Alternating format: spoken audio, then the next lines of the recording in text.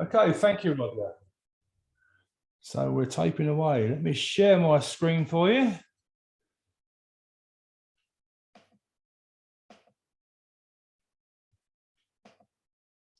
Right, can everyone see that? Hopefully. A thumbs up, good. Yeah, that's good. That's right, fine. So, yeah, my name's Steve Booker. I'm the Group Managing Director of Kentec Training, Kentec Tooler, Kentec Group Services. As Roger said there, I am also a Director of PASMA. I'm the current Vice Chairman of the PASMA Training Committee. I sit on PASMA Council.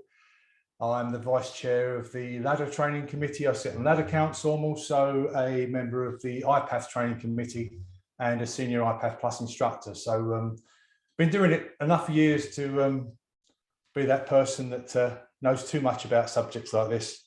So what I hope to do today or this evening is to take you through a little bit on every one of those awarding bodies.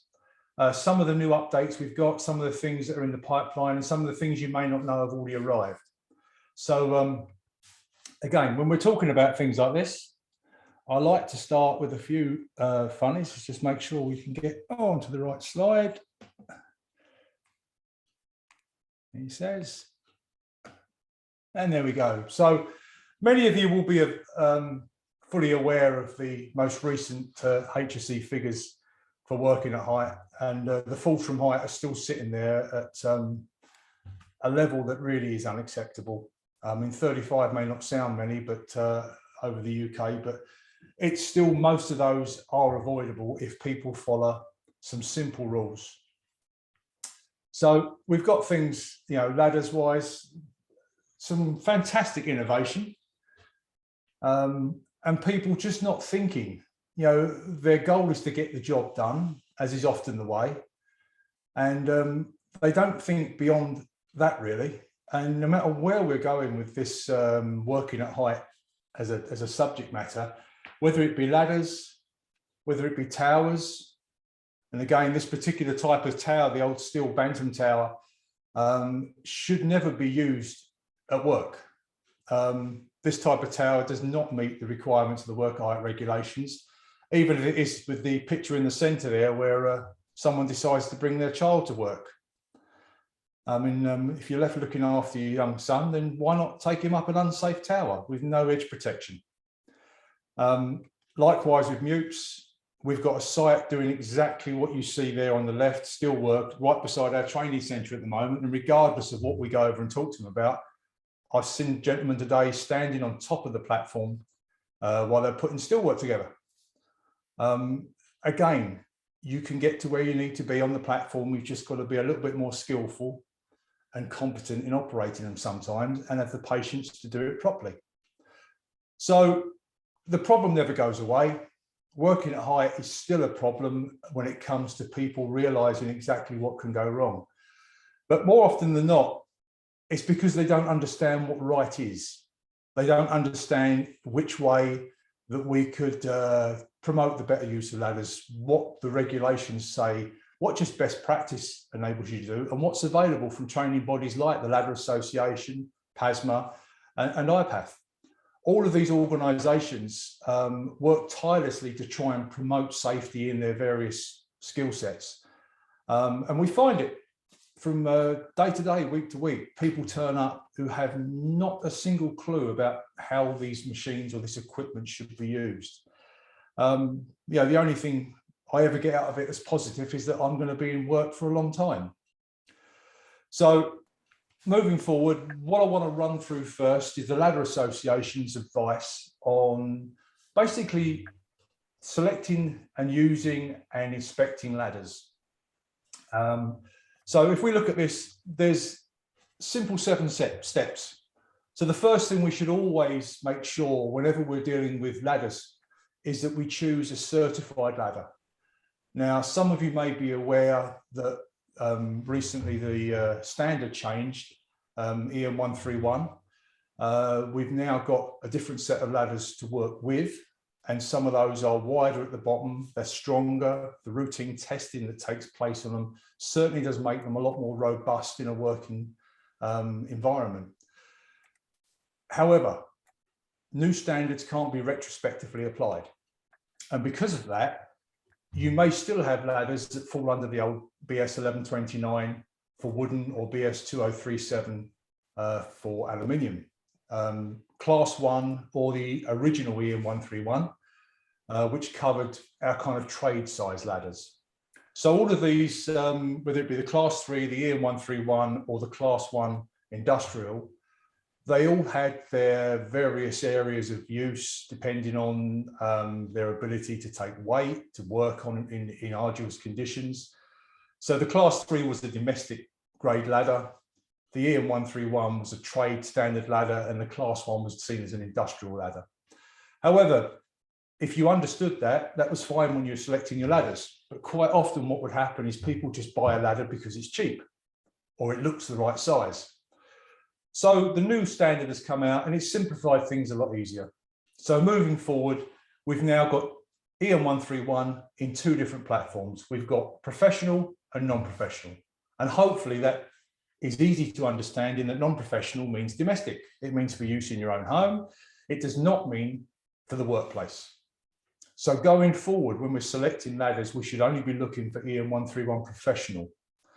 But just to emphasize it, because it can't be retrospectively applied, that the ladders you currently have purchased prior to that are okay to carry on using as long as they are inspected and they're in good order and they're fit for purpose. So choosing the right ladder. Again, the amount of times that the choice of ladder is based upon what I've got in the van, what's on the roof rack. It's never necessarily based on what I need. This is why you see people in motorway service stations standing on the top of a tread ladder, you know, a 6-tread ladder, an 8-tread ladder, standard builder steps, swing backs, or whatever you want to call them, when they should be on one much higher. So making sure we select the correct ladder, very, very important. Can't really emphasize that enough. And it's understanding the scope of the ladders and how they can best work with the job you're doing. Beyond that, we can look at a little bit more detail on the actual standards that apply to those ladders. So your standing leaning ladder, the new EN1004 parts 1, 2, and 3 apply to leaning ladders. And the first thing you'll note about the new style of ladder is the stabilizing bar on the base. Now, some people see that as a hindrance. You know, I can't get ladders side by side on my roof rack anymore. Well, top and tail them. Bottom line is, in most cases, that will make your ladder far less likely to tip. More so than when you don't work beyond the limitations of the ladder, but we've proven, you know, for year on year that people will stretch the limitations of the ladder. But this has been built more robustly, slightly wider, stabilizing bar at the bottom, and been tested to be anti-slip to a set of quite stringent rules. The step ladder, again, under EN1004 parts 1, 2, and 3, again, wider, more stable, more robust going forward. Combination ladders under the same standard. Now, again, these can be very useful because they can be used as a leaning ladder or they can be doubled up as a self-supporting ladder. Our multi-hinge joint ladders, they fall under their own part 4 of the new EN1004 standard. Again, useful for internal works, but again, very important that these are properly inspected because the multi-hinges, when they become worn, that ladder could collapse on you if you don't inspect those hinges properly. Another one that's quite popular now is the telescopic ladder. Again, falls under its own part, again, under part 6 of the new EN1004 standard. Very useful, very versatile, but make sure you buy a quality one. There have been so many people injured on these ladders when they've invested in a cheap, I won't use the word always imported, but the majority of them are imported. Our own test and research centre up in Solent has done quite extensive testing on a lot of these ladders that are coming through the docks, and many of them fail. You know, whether it be the hinge, the material they're made of, or the actual locking mechanism, when it's put under the you know, quite rigid, strong testing, they collapse, they bend. The good old step stool under EN14183. Again, the mainstay of the office, the library, the shop. They have their place. They use for, you know, reasonably light duty work, but again, very good. Warehouse steps, Mobile though, under part 7. Again, useful if you've got the right one, the right size. And then finally, the roof ladder, which is a bit of a bone of contention because we've battled in the UK to come up with our own British standard, 8634. However, we still haven't fully secured a workaround for the actual way in which they can be safely and securely used. There's a lot of methods out there, various ones where ladders are secured and there's rope lines running on them, but we've still got to actually get down to a best practice way of using them. You've got issues like manual handling, how do you reach around and pull up what could be a 3, 4, 5, 6 meter ladder and then safely place it onto a roof and then transfer from your leaning ladder onto your roof ladder. There's all sorts of questions around the actual angle of the ladder. What happens if you slip? Will the roof take the weight? I mean, how many people using roof ladders actually ever get into the loft to see if the roof is safe and sound before they put weight on it? So again, another one that we're still working on. So professional, non-professional, make sure you pick the right one, which in most cases, you're all professional people working in the workplace. So I'd expect to see the professional moving forward. So it's really a case of looking at your company's buying systems and making sure that they recommend EN1004 professional moving forward. Material is another one. Well, most of us are aware of aluminium. It's the mainstay of ladder manufacturing, although hugely in demand at the moment. The car manufacturers are taking more aluminium than the ladder people can buy. So don't be surprised if, like the fuel, there might be a shortage of ladders moving forward. Fiberglass, obviously, for its non-conductive properties. Wood, not so popular these days because it weathers, it rots, it needs a lot of maintenance. And steel, which is the ladder you would see as preference on most scaffolding. Again, with height, a lot of people when they're selecting ladders, they forget the good old 4-in-1 rule. Yeah, for every 4 units up a wall, it's 1 unit out, which is approximately 75 degrees. So I saw someone the other day that managed to find an app on his mobile phone that he could put in the height up the wall, the height away from the wall, and it told him the length of ladder he needed. So there are things out there that can make this easy if you didn't score, very well in your physics and geometry at school. But say standing height, maximum length, safe working height, these are all things based upon where you're positioned on the ladder and where you can actually work at. So don't always look at the length of the ladder as much as where you will be positioned on the ladder and where you need to work. Again, leaning ladders, as I said, you don't stand in the last 3 rungs. So you're approximately always 1 meter down from the top of the ladder, or the horn of the ladder, as we call it. Set of 75 degrees or approximately 4-in-1. So people that go up beyond that really need to think about the stability of the ladder. You shouldn't go any further up the ladder, certainly not on the top 3 rungs, but you should be able to maintain a firm grip or grasp of the ladder while you're standing on it. And to maintain that, you have to be at least on the 4th rung down to be able to hold the style of the ladder at the same time. Beyond that, you've got nothing to hold on to. Step ladders, very similar. Again, don't stand on the top 3 treads. That includes the actual top of the step ladder. If it's a combination ladder, again, always read the manufacturer's instructions, but normally around about the top 4 treads will be excluded from use as well, which means you can actually position yourself and still grip the style of the ladder and work safely. This is one of the things that people forget with ladders when you're actually determining what kind of work you can do with a ladder. So there's a few simple rules. The first one is it must be of a low risk nature. Low risk means you can work while maintaining a firm grip or grasp of the ladder.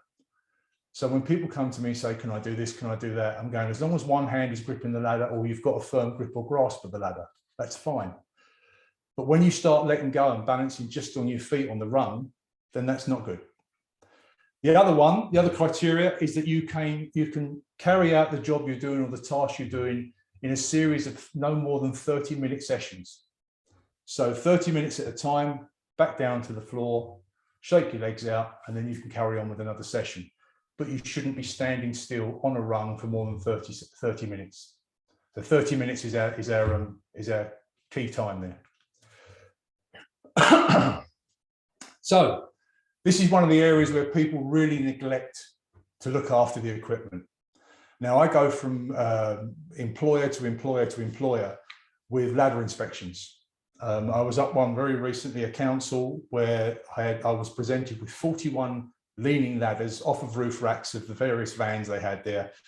And I had to write off 38 of the 41 because they had bent rungs, twisted stiles, no feet in one side, bent hooks, basically not just slightly damaged, but quite seriously, damaged to where they shouldn't be used. But many of the people that had given me the ladder that were quite upset I'd taken it from them said they've been using it in this state for several weeks, if not months.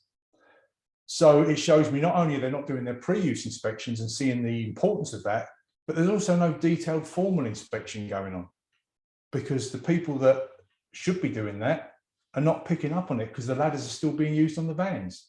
So on both sides, there's failures, both on the employer or the person controlling the actual supply of the ladders and the employees not doing their user checks. So when we're looking at pre-user checks, it's the user that's responsible for these. So you have to make sure that they understand how to check the ladder. They've got to be competent. It's a simple term we use. To make sure someone's competent, they should be able to answer 3 simple questions, which are based on Act 4 do. What you're looking at, what you're looking for, and what you do when you find it. So if I ask someone to do a pre-use check on the ladder, I'll ask them what they're looking at. And if they say a ladder, it's the wrong answer. I'm looking at the component level. I'm looking at the rung. I'm looking at the feet. I'm looking at the stiles. I'm looking at the rung hooks. And then you go, okay, if you're looking at the stiles, what are you looking for? Twists, dents, holes, any kind of deformation.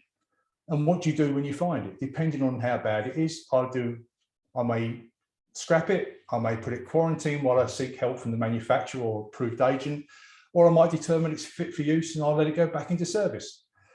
But if you can't answer the simple Act 4 do, then I would say you're not competent to be inspecting ladders. And again, with everything in this world, you're either taught it, understand it, know it, and your skills are regularly checked, or you don't know it and you can't claim to be competent. The fact that you follow what the last person done for the last 10 years does not mean you've been doing it competently. When we look at detailed inspections, again, I said with them, the pre-use inspections at the beginning of each working day or after something significant has happened that makes you believe the integrity of the ladder may have been called into question. That could have been dropped. It could have been sitting on the van for a long time in bad weather. May have moved it from a dirty area to a clean area, so you can't actually see whether it's good for you, so you'd clean it before you use it. So as well as we get things like this, we've got little splits. Every big split starts with a small split. Any kind of corrosion. If it's corroded that bad that you can't see the base material, then you can't ascertain as to whether that ladder is in good order. You'd quarantine it, send it back to someone to look at. Tape round ladders. Many a time I've unreeled a whole roll of duct tape only to find that the apprentice is obviously bored and just decided to empty a roll of duct tape around the ladder. But when we get to the detailed inspection, this is where the real solid work is done. It's like you do a pack test, it's like you do an MOT on a car. It doesn't necessarily tell you beyond the date of the inspection that it's safe, but it tells you it's in date. But most importantly, at the time of the detailed inspection, it's formal, it's recorded, and it's done by someone whose focus is just on the inspection of the ladder. Not like they do with pre-use, where the inspection of the ladder is part of the journey towards them getting the job done. So if the job has got a lot of focus and the job is important and there's a lot of pressure to get the job done, the pre-use inspection sometimes is a little rushed. Whereas if your job is to do detailed formal inspections, then one would think that as that's the focus, you'd do it properly. So again, competent people. Competence means you've been trained, you've shown the skills you require to carry out the job properly. Again, you work out a detailed inspection matrix where you can schedule and plan the intervals of which you're going to carry out these inspections. And again, although I'll give you some advice on periods of inspection, most inspection processes now are risk assessment based. who's using it, what type of ladder is, the arduous conditions in the environment in which it's used, how frequently it's used will determine how frequently you have to carry out your inspections. I'm always anti now following set tables of inspections because people tend to go for the one that suits their regime best. You know, I'll check the ladder once a year, even though it's getting used every day. It really does not give us what we need. So whatever we do, it's got to be fully documented. And again, followed up with action where necessary. If you find a fault, see it through. The ladder is either going to be fit for use or it's going to be scrapped. And the only thing between those two is quarantine while you're seeking advice as to whether it's fit for use or scrapped or whether it can be repaired. And in most cases, I'm sorry, most ladders aren't repairable. There's some small work, feet, rope kits, stuff like this, they can be repaired. But when the main structure of the ladder has been affected, what you'll find in most cases, it's unrepairable. So your detailed inspections, it's all about competence. So you must know what you're doing. And again, go back to the same three words, act, for, do. Do you know what you're looking at? Do you know what you're looking for? And do you know what to do when you find it? So advice that is given by the Ladder Association at the moment is if the ladders are used frequently, i.e. daily, then we'd advise 3 monthly formal inspections. Occasionally or weekly, 6 monthly, or infrequently, normally no more than less than monthly, and a 12 monthly inspection should be adequate.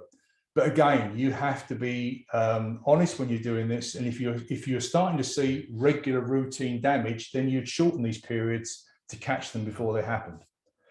On the flip side of that, if you're checking a ladder every 3 months and there's nothing wrong with it, then there's nothing wrong with extending that inspection period if you've got evidence that it's too frequent. The HSE currently advise 6 months to 12 months, but again, most of this kind of inspection now is being based around risk assessment. Because if you say every ladder is checked every 6 months, but on one site they're used every day in arduous conditions, but on the other site they're used once a week indoors, you may start erring towards the easier way, and the ladder that's used in the arduous conditions wouldn't pick up the faults. So you look at each individual site and you may have a different matrix of inspection for different sites, different size ladders used with different teams. So this is what we have to look at when we're doing ladder inspection. So just to reiterate the 7 points I've gone through there, and I know it's very rushed. I normally spend at least 6 hours going through all this, so bear in mind, it's exciting to be able to do these talks for you, but slightly frustrating that breaking it down into such a short period. So always choose a certified ladder. Make sure that it's to standard. Choose the right type of ladder. And again, the only way to really achieve this is through good planning and organisation. Don't specify a ladder because it's the one that was used on the last job. Specify the ladder that's right for the job you're doing now. Choose the right class of ladder. Choosing the right material. If you're dealing with electrical, you want non-conductive, make sure it's fiberglass. Choosing the right height. Make sure you understand exactly where the person's got to work at, and then work backwards from that to get the right ladder, making sure it'll fit in. Make sure that person's competent to carry out their own pre-use inspections and empowered to say, when a ladder doesn't pass that pre-use inspection, that person can pull that ladder and stop that job because the ladder's not fit for use. And we don't apply pressure to get the job done because it suits us to get the job done, even though the equipment isn't up to scratch. And make sure we put in detailed formal inspection processes. You know, one of the things we've got to be aware of, this isn't just the Ladder Association, the HSE saying, you know, this is just a good thing to do if you've got time to do it. If any of you have been on the backside of a formal inspection from a HSE officer or an EHO officer because there's been an accident, you know one of the questions they ask is, can I see the inspection record for the equipment that was in use that failed or where the accident happened? And if you can't show that you have adequate inspection processes going on, then there's numerous regulations that you've fallen foul of. So it's important that we do this and we have it documented. So to help you with this, and this is one of the new things we've got to show you, the guidance that the HSE used to hand out, which is INDG 455, has been updated And because of the relationship that the Ladder Association has with the HSE, they've allowed us to take it on. It's now the LA 455. Unfortunately, I found out today that the HSE haven't actually updated their website link, and they're still updating to the old document, but that will, I'm told, change soon. So currently, the only place to get this is from the Ladder Association's website, which is laddeраssociation.org. If you go on there, there's a link to this new 455 document. It's been updated with the new standards. It's been updated with the most modern guidance on safe use of ladders and steps. In addition to that, to the right there, we've brought out in the Ladder Association a new code of practice, because again, the old code of practice referenced the old standards. This one now references the new standards, and again, ties with the same information that's in the LA 455. So I strongly advise, if you're managing people with ladders, that these two documents are worth the download. We don't tend to sell hard copies anymore. It tends to be all electronic. So you can go to the Ladder Association again, and both of these are available. They want your name, address, and email number, as it was all these organisations do. But for that, you will get a free download of the booklet. So how can the Ladder Association help you? Simply, good ladder training for users, managers, inspectors. So it's important, because I've seen a whole host of different types of ladder training that are available out there. And I'm not saying that anyone else's ladder training isn't up to scratch. But one of the beauties of using the Ladder Association is that it's put together by ladder experts with full cooperation from the manufacturers and full cooperation from the HSE. And it's properly assessed, both theory and in practical. It's a hands-on training. As much as e-learning has its place, when you're dealing with people that use their hands in their everyday work, they're far more receptive to training that is the same as they're normally working with, which is hands-on. And it's got to be led by instructors that know what they're doing. So bear in mind, every Ladder Association instructor is regularly vetted by a team of auditors. All their marking, all their documents checked periodically throughout the year. They all have to work through a training centre that then has a requirement to make sure that there's full internal quality assurance done. And again, the auditors will do audits on the training centres as well to check the paperwork and do desktop reviews on that. But again, you know the instructors have been trained, they've been put through full instruction. So 4 courses that we offer on the Ladder Association that are really pinnacle as far as it making sure you've got something for everyone. The first one is the Ladder and Step Ladder for Users course. Now this particular one, we go through the different types of ladders, we go through legislation, so what the rules are, best practice. We give an overview of why. Then we go through things like risk assessment. We don't go through the formal risk assessment some of you would have done on some of your MEWP courses, IOSH courses. We go to a much more basic setup, which is called STEP, where we assess the site, the task, the equipment, and the people. And it's done in 4 simple questions on each level, where they can actually do a point of work risk assessment that will keep them safe. We then go on, they've got to select the right ladder. They've got to learn how to put the ladder up. They've got to learn how to carry the ladder safely. And they're assessed on that on both ladders and step ladders. And then equally so on any other particular ladders that they want to be assessed on. So ladders and step ladders are our core and primary training tool and assessment tool. Beyond that, they may pick to look at a telescopic ladder, a combination ladder. There's many different ladders out there. The inspection course, again, this is where we teach people the At-4 Do. So we go through not only the standard, how ladders are tested, the kind of faults they may come across on a ladder, the common faults. How bad does a dent have to be before you need to write the ladder off? So when to inspect, how to inspect, and how to record their findings. And the assessment on this is not only a multiple choice test on the theory of inspection, but there's also a ladder and a step ladder that need to be fully inspected, which will have built-in faults for them to find. And if they don't find the faults, they don't pass the course. So, there's a lot of head scratching goes on, but they're given full support in that. So when they come out of that course again, you can trust they know what they're doing when it comes to inspection. I'm quite proud of this course. So I had a lot to do with writing it. The step ladder and step stools course for users. This was aimed at the retail office, where you don't use leaning ladders, but you do use the little step stools, small step ladders, kick stools, step stools, this kind of thing. So again, same format as a user course, but without leaning ladders. So we're focusing just on that range of small, kind of low level access. And then we brought out very recently the ladder and step ladder for managers course. Now, again, there's a lot of people out there that manage people that use ladders, but don't always understand the criteria that we've gone through in the last 7 steps.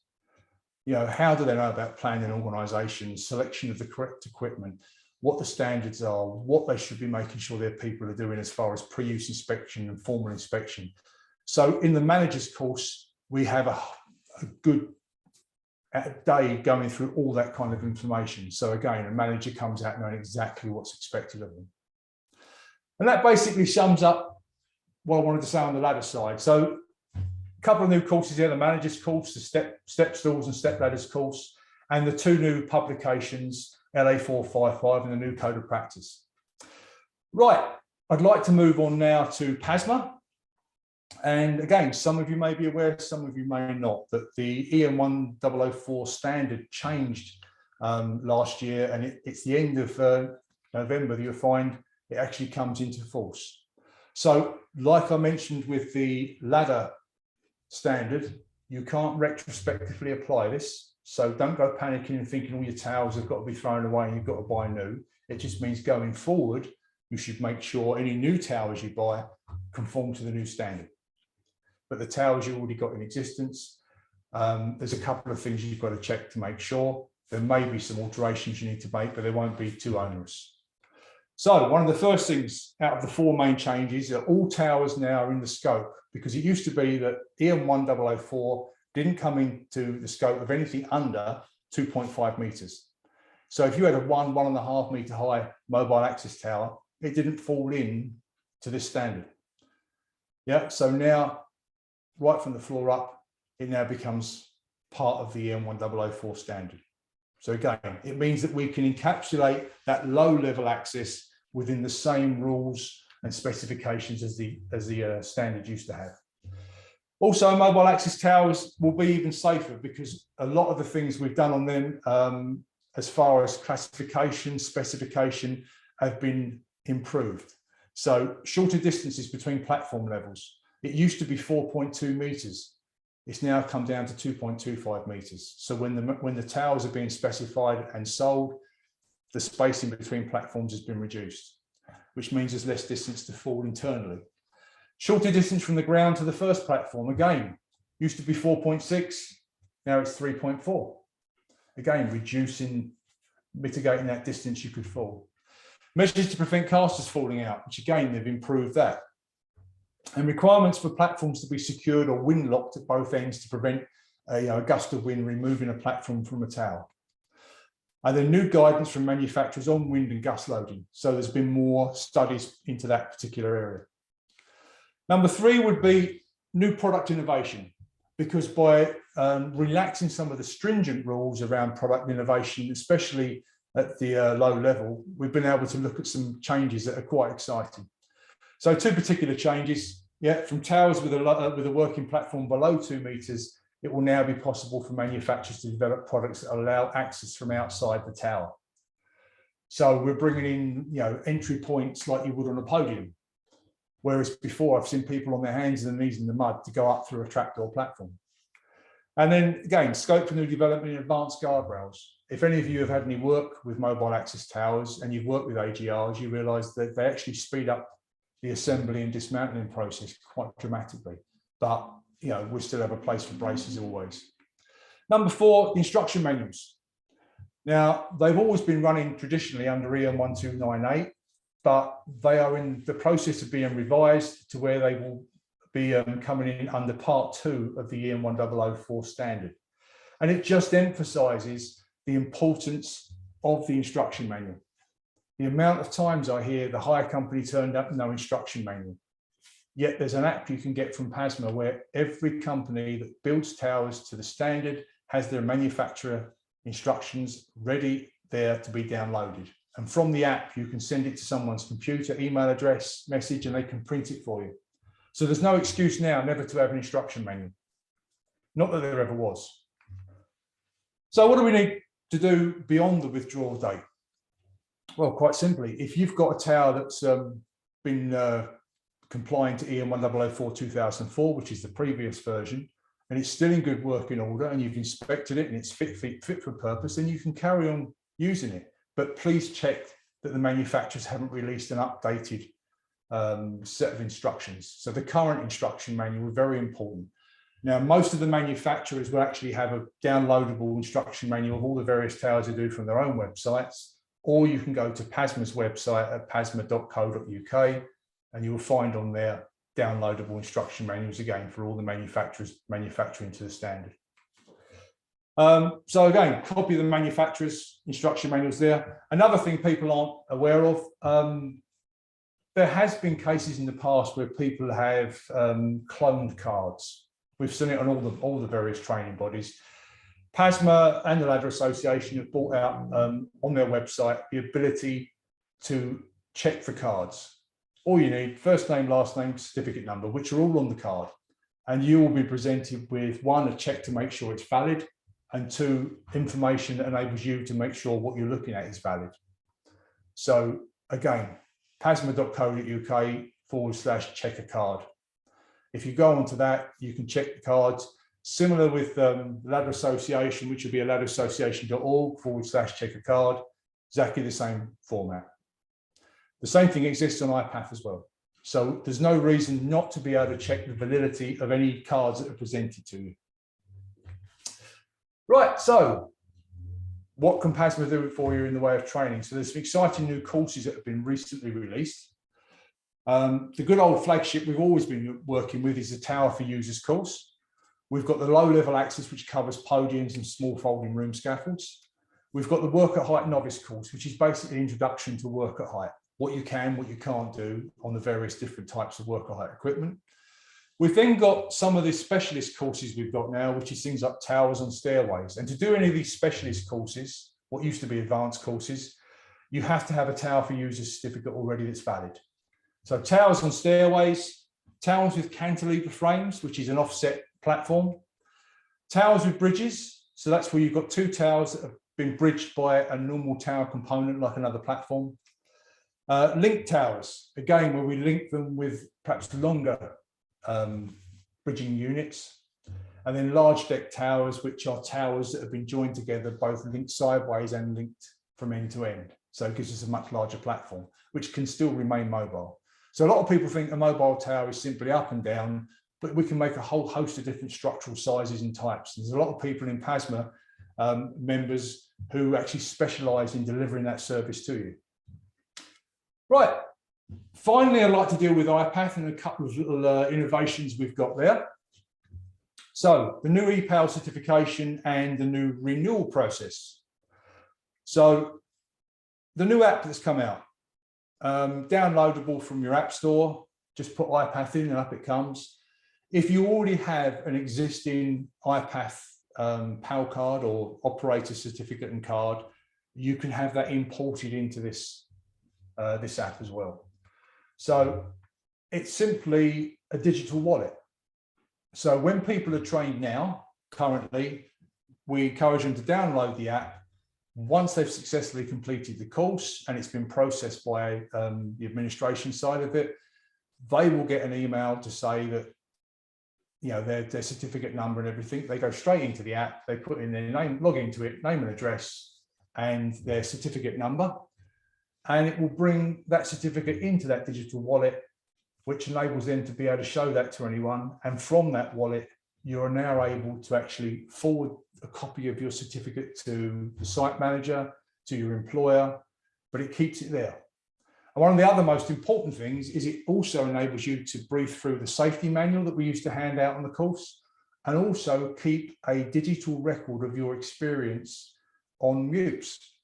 We used to give out a logbook. And if any of you have ever dealt with IPAF operator training, you know the logbook was great for 2 weeks, 3 weeks. They would religiously fill out all their experience, and then somewhere around 3 weeks a month, it would get lost somewhere. And they'll ask, why am I doing it? Well, the reason we used to put the digital logbook out, there was one, it was a method by which they could show their experience, the different types of machines and where they've worked and how they've worked and the frequency at which they work to show experience. And the other reason was when their 5-year IPAF certificate expired, just before it expired, they could present that logbook. And as long as it had 60 entries, 10 of which were in the last 12 months, they could ask to sit on the refresher course rather than the full 1-day, 2-day, 3-day IPAF operator course. But most people didn't have that. So the experienced person that would really only require refresher training was unable to get the refresher training because they couldn't provide the evidence of experience. So because we've swapped over now to the app, I'm pleased to say that from the 30th of June this year, we've got a new operator renewal training course come out.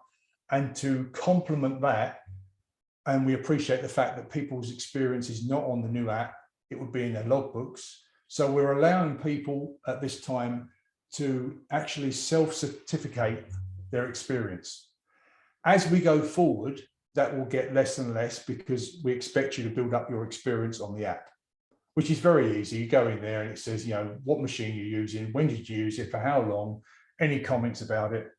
So you can build up this experience.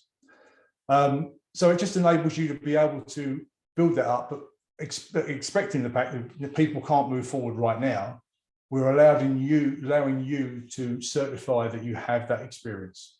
So any of your operatives that want to sit the refresher course, when you phone up, as long as your original certificate is still in date, you can ask to sit the refresher course, and you can say, I'm going to self-certificate that I have experience. So you just have to sign and write something in the form to acknowledge that.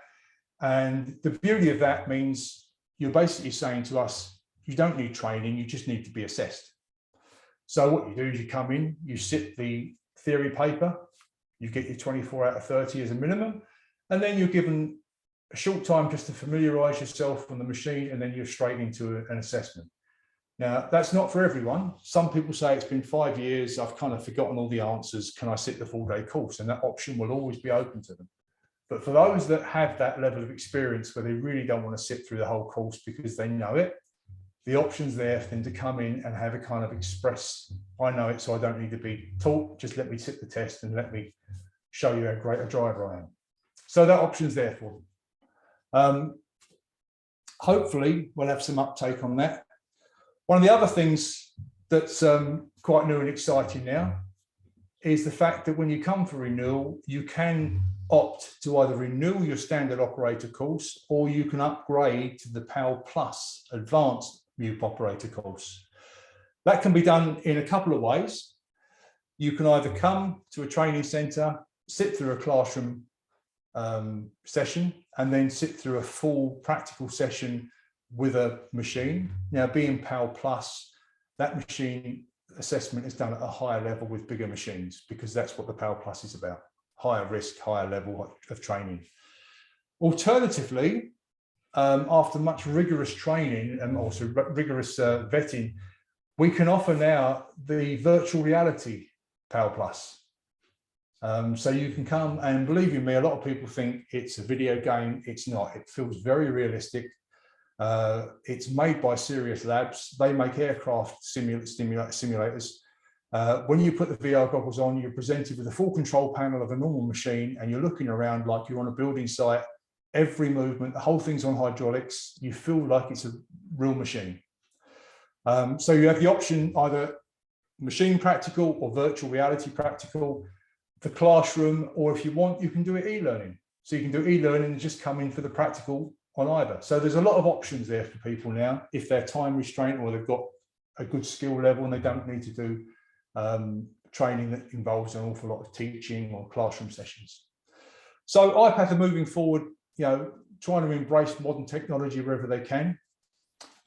Ticket's still 5 years, but yeah, I'd encourage you all to look at the ePAL app and encourage your staff to move over to it, especially if they can get their current license on it before they come for retraining. But that about wraps me up now. So I hope that's been informative. I haven't bored you all too silly because it's only an overview of 3 of the, of the awarding bodies that my company train on. So with that, that's me. Q&A, if you don't mind. Lovely. Thanks very much, Steve. Over to you, Alison. Thank you very much. Well, thank you so much, Steve. I found that really informative, some real practical stuff that we can take away, as well as giving us a really good overview about developments in the industry. So thank you. We've got a couple of questions already in the chat. Can MEWP experience be entered in one go just before the course, or does it need to be entered at the time? And can the entry date be evidenced? That's a great question from Clive Lowry. This is why we've done the self-certification, because to be honest with you, when people found out you had to have 60 entries, 10 in the last 12 months, we were presented with logbooks that were written in the same handwriting, in the same pen, in the same style. And you raise an eyebrow and they go, yeah, well, it's 60 entries. And you know there was no authenticity in it. But what we're doing now is saying, look, okay, you certify that you've got the experience, but then going forward, we will only accept the digital entry on the EPAL app, which of course we know when the entries are made, and if you put them all in one night, it's there on an app. We can tell from reading from the back end of it that whether it's all been done in one night. So this is one of the beauties of moving over to an electronic system. There's logs. Yeah, no, that really helps us clarify the thinking behind it as well. Thank you. Chris asks, how do you tell the difference between non-professional and professional ladders? Well, the labelling, believe it or not, has actually got, as part of the new standard, was the labelling had to be improved. So now it's far clearer to recognise it, apart from obviously the labelling on it for retail purposes. The ladders themselves don't look that dissimilar. It's normally a physical size difference. So the actual makeup of the ladder looks very similar, but you'll just notice the professional ladder just looks a little bit more beefy. But mainly the labelling is far more proactive and prominent than it used to be. Brilliant, thank you very much. Steve Youngman asks, do you need to use a restraint strap in a scissor lift? Not necessarily. It's a full body harness and adjustable restraint lanyard is highly recommended in boom type MEWPs, but in a scissor lift, it's again risk assessment based. If you're working, I mean, the advice I give, if you're working in an area where the scissor lift could be struck by moving vehicles and you're working in one area of the scissor lift, then it may be something you consider. But normal use of a scissor lift, it wouldn't necessarily be something I'd use. It's really a case if you point out as a risk, if someone's going to run a forklift into the back of your scissor lift, it could push it, shunt it forward, you could go over the bar. But there are some scissor lifts that have running lines in them for that purpose. But in general, no. Okay. No, that's great. Thank you. And thank you for giving us some examples about the kind of risks we'd want to consider. Colin Dylan Davis asks, when does the IPAF Plus kick in? And is it height or machine size related? Well, PAL Plus, basically, it's there to do now. You can take it anytime you've got a valid current IPAF operator license. So you can either choose to upgrade, which would extend everything for another 5 years, or stay at the standard PAL level. The difference on it, most of the practical's done at around about 12 to 15 meters. It's a lot more stringent. For instance, you've got to try and thread your platform basket into a cube, a frame cube, and it's not an awful lot of clearance. So you've got to be pretty competent at knowing how to move the basket around and what the controls do. So the restrictions are far tighter. And things like the scissor lift, you'd use one, a rough terrain one. So it'd be a bigger unit. Whereas in the standard operator course, we can use quite small units. So basically everything gets bigger, heavier, and more difficult, like you'd expect on an advanced driving course. Brilliant. Again, really clear examples. Thank you. Ian asks us, what are your thoughts on using MEWPs to access at height, such as a roof with edge protection or man-safe system in place? In general, IPAF do not recommend stepping out of a perfectly good and safe basket to gain access to a roof. If you're going to do it at all, then do it with an articulated boom and actually go up and over and onto the roof. So if you're going to step out, then you're away from the leading edge. And the other important thing is to make sure what you're stepping onto will take your weight. The amount of people that fall foul of fragile surfaces. Yeah, so what you don't do is bring it up adjacent to an edge and climb over, because people fall through or fall off of. You take it up and over into a safe position on the roof and step out on the roof away from the leading edge. And that's about the only example I can give of where it would be deemed, again, still risk assessed, where it would be, you know, partly acceptable. That's brilliant. That's the end of the questions that are currently in chat. So if anyone else has a burning question, it's a bit of a now or never moment. So I'm just keeping an eye on to see if there's anyone frantically typing. So, okay, lovely. Thanks, Alison. Sure you'll keep an eye on those as we come in.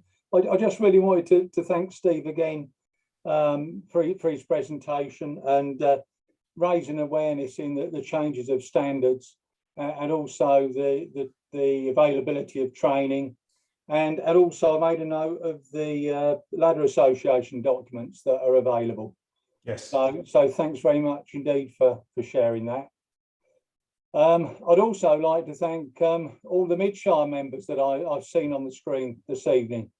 Hello, Chris. Nice to see you all. Yeah, thanks very much for your continued support, and thank you for all the other members that have joined us from well, pretty much everywhere by the looks of it. And it's thank you very much, Neil, for joining us, Neil Canton, IOSH Vice President, and thank you very much for those kind words in the chat. It really, really is appreciated by the Midshires team that worked tremendously hard throughout the year. So my thanks to Midshires as well. So Alison, any more questions coming through? No, I think we've exhausted the questions for this evening. Thank you. Okay, so what I'd like to do is what we always do at Midshires, and it doesn't make no difference that we're on Zoom, but could you put your hands together, please, and a round of applause for Steve. So thanks very much, Steve. Well done.